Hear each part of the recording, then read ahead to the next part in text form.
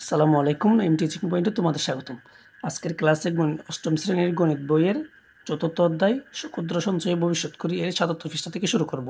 এর আগের ক্লাসে আমি ৭৪ পৃষ্ঠা পর্যন্ত সমাধান করে দিয়েছি, তাই তোমরা চাইলে ওই ক্লাসগুলো থেকে এই ক্লাসটি দেখতে পারো। ৭৭ পৃষ্ঠা থেকে শুরু করলে উদাহরণ ৩, রিনা ব্যাংকে 11% সরল মুনাফা হারে টাকা জমা রেখে 5 বছর পর 2200 টাকা মুনাফা ফেলো। রিনা কি করলো? 11% হারে কিছু টাকা ব্যাংকে জমা রাখলো 5 বছরের জন্য। রিনা 2200 টাকা মুনাফা ফেলো। সে কত টাকা জমা রেখেছে? আমাদেরকে বের করতে বলছে আসল। এর আগের পর্বতে আমি দেখিয়েছিলাম আসলের সূত্র কি। আমাদের প্রথমে যেগুলো দেওয়া আছে এগুলো আমরা লিখে নেব।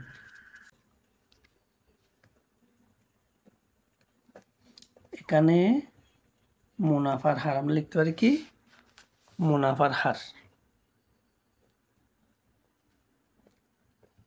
আর সমান, মুনাফার হার আর সমান বলছে কত পার্সেন্ট? 11% সমান 111। যদি আমরা ভাগ করি 0.1 আর 1, এটা হচ্ছে মুনাফা। মুনাফা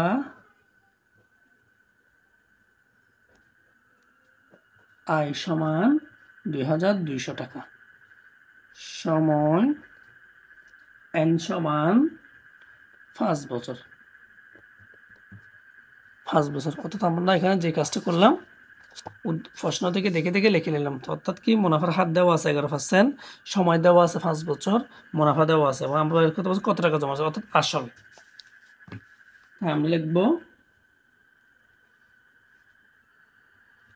আমরা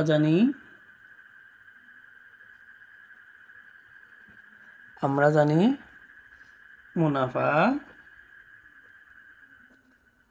আয় সমান PRN, বা যেহেতু আমাদেরকে বের করতে হবে আসল মানে হচ্ছে ফিটা আমরা এই পাশে নিয়ে আসবো। নিয়ে আসার পর RN নিচে দিব, উপরে মুনাফা দিব। তাই ফাইলাম। এবার আমরা কি করতে পারি? আমরা এখন মানগুলো বসাবো। অর্থাৎ আয় সমান মুনাফা হচ্ছে 2200 টাকা এবং আর হচ্ছে সময় হচ্ছে 5 বছর, বা আমরা যদি সমান দিয়ে লিখবো আমরা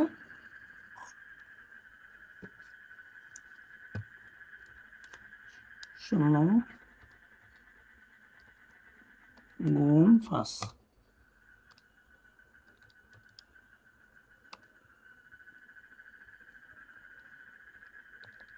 আমরা যদি 2200-কে এই দুটোটা গুণ করে 2200 দিকে ভাগ দিলে 4000 টাকা। সুতরাং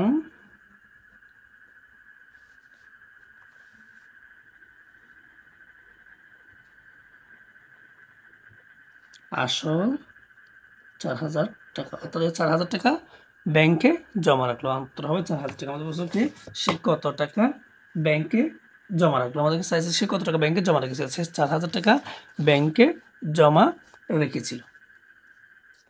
উদাহরণ 4, 4200 টাকা 4 বছরের মুনাফা 2100 টাকা হলে মুনাফার হার কত? এটা আমাদেরকে মুনাফার হার বের করতে বলছে। উদাহরণ 3-এ বলেছে কত জমা রেখেছে, অর্থাৎ আসল বের করতে বলেছে। এখন আর উদাহরণ 4-এ বলছে মুনাফার হার কত। আর আমরা জানি মুনাফার হার সমান আর, অর্থাৎ আমাদেরকে আর বের করতে বলছে। তাই আমরা অঙ্কটি যদি করি, উদাহরণ 4 আমরা এখানে লিখব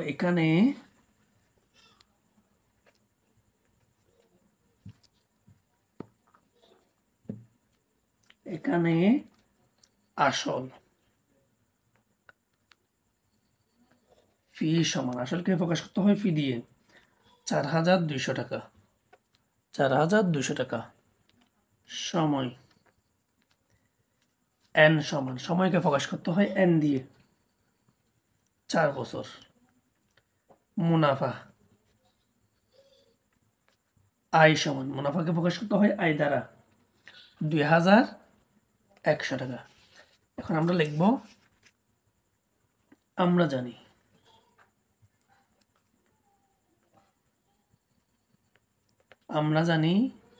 আয় সমান, অর্থাৎ সরল মুনাফা আয় সমান PRN, বা আমরা আরটাকে এই পাশে নিয়ে আসবো। তাইলে হয় মুনাফাটা উপরে, অর্থাৎ আয় উপরে, PNটা নিচে। এটা হচ্ছে মুনাফার হার বের করার নিয়ম সূত্র সমান আমরা জানি মুনাফার হচ্ছে 2100 টাকা, আসল হচ্ছে 4200 টাকা, গুণ সময় হচ্ছে 4 বছর। এতটুকু আমরা মান বসাইছি, এখানে আর কিছু করলাম না। এখন আমরা যে কাজটা করব, 4200 গুণ 4, 2100 গুণ 100, এদিকে দিব একটা পার্সেন্ট, অর্থাৎ পার্সেন্ট মানে হচ্ছে এখানে 1/100, আর 100 যদি কাটা হলে কিছু আনি নাই, যেহেতু আমাদেরকে হার বের করতে হবে মুনাফার হার, সেহেতু আমরা পার্সেন্টটা আনতে হবে, আর পার্সেন্ট আনতে হলে উপরে একটা 100 দিতে হবে, এবং চাইলে আমরা কাটাকাটি করতে পারি, অর্থাৎ এখানে আমরা ভাগ করব। যদি আমরা 100 দিয়ে এটাকে কাটি তাহলে হয় কি 42, আর 4 দিয়ে যদি আমরা একটু দেখব 4 দিয়ে 21টা যায় কিনা, 2100 ভাগ 4, আর এটা যদি আমরা ভাগ করি তাহলে হয় 525, 525কে আমরা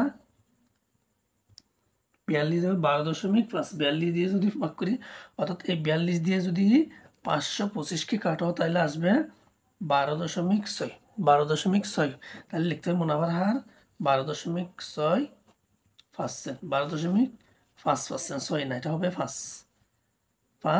সুতরাং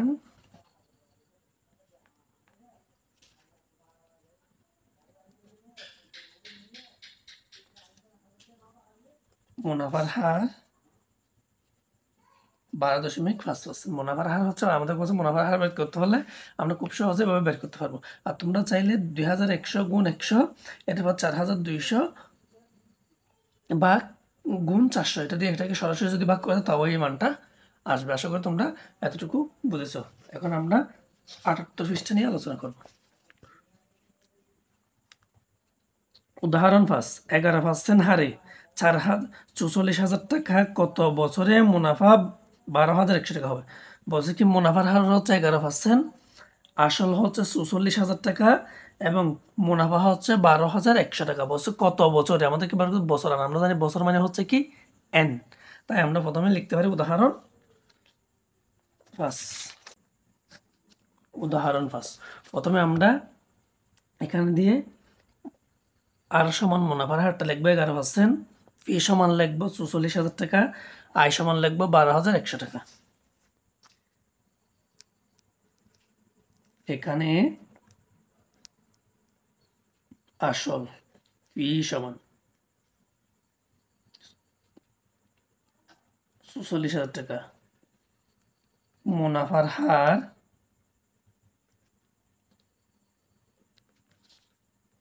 আর সমান 11% সমান 100/11, 0.11, অর্থাৎ 100 দিয়ে যদি এটাকে ভাগ করি তাহলে 0.11 আসবে। মুনাফা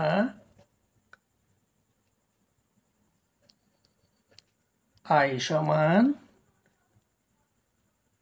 12,100 টাকা, 12,100 টাকা গুলো হচ্ছে আমরা লিখলাম। এখন আমরা সূত্রটা লিখব। আমরা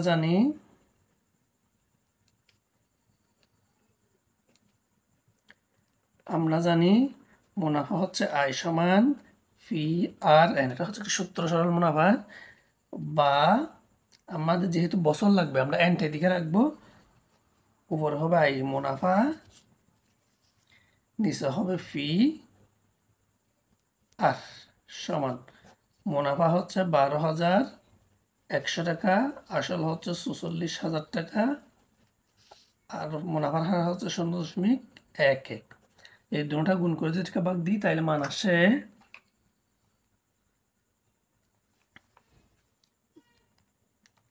44,000 গুণ 0.11, 12,100 টাকা,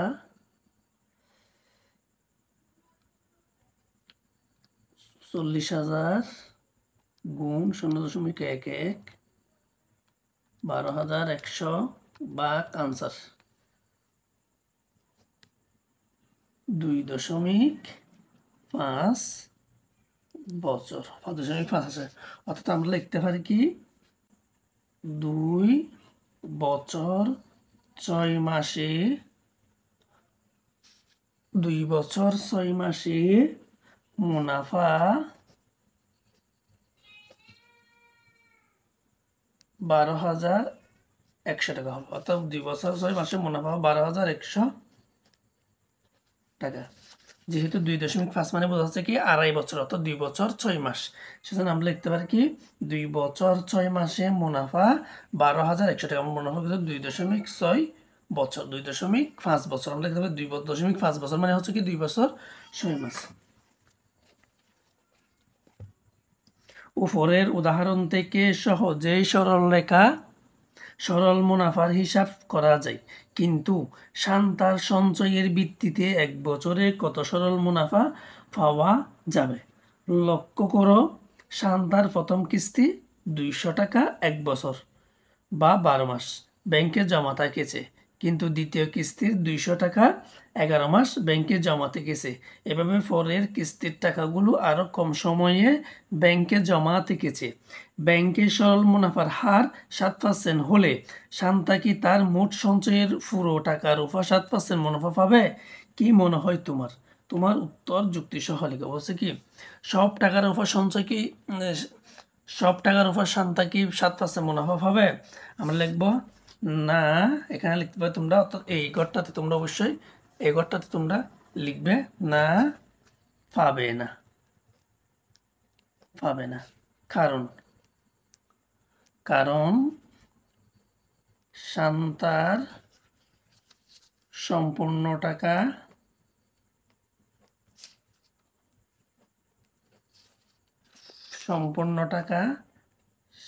সারা বছর জমা ছিল না। শান্তা যে টাকাগুলো জমাইছে, অর্থাৎ প্রথম কিস্তির 200 টাকাটা 12 মাস ছিল, পরবর্তী কিস্তিতে 1 মাস 1 মাস কমতেছে, অর্থাৎ 12 মাসের জন্য ছিল না, সেহেতু শান্তা পাবে না। এইটুকু লিখে দিলে হচ্ছে। আজকের ক্লাসে অতটুকু রাখলাম। পরবর্তী ক্লাসে আমি এরপর থেকে জোড়াই কাজ থেকে শুরু করবো। ততক্ষণ তোমরা ভালো থাকবে, সুস্থ থাকবে। আল্লাহ হাফেজ, আসসালামু আলাইকুম।